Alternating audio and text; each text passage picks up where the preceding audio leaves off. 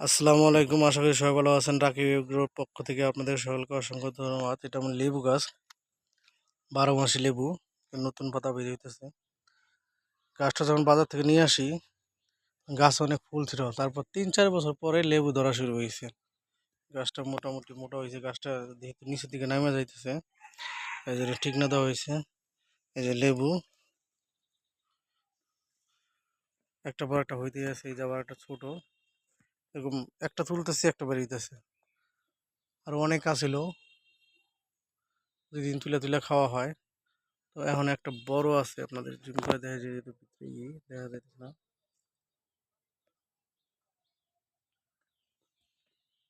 ওই যে একটা লেবু, এটা বন্ধু বড় আছে, আর বাকি সব পাড়া হয়ে গেছে। দেখি আরো আছে নাকি গাছে। পাশে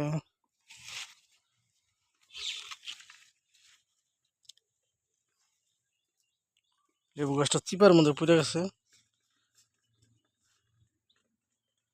এই কারণে বেশি একটা রোদ পায় না। এই কারণে লেবু যে পাশে রোদ পায় না ওই পাশে কম হয়, আর যে পাশে লেবু রোদ পায় গাছ, পাশে লেবু বেশি। তো আর লেবু আসলে বড় বড় লেবুগুলি যে কে পারলো, বাইরে নিয়ে গেছে, দেখি তো না। দেন গাছটা কত বড় হয়ে গেছে, অনেক বড় হয়ে গেছে। গাছটা চিন্তা করছি ছাড়াই করে দেবো, বেশি বড় হয়ে গেছে, ছাড়াই করে দিতে হইব। একটা আম গাছ হয়েছে,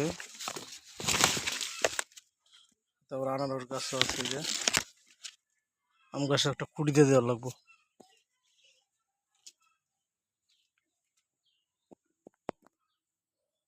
কি জঙ্গল গাছ রে, এই জঙ্গলের জ্বালায় কিছুই করা যায় না।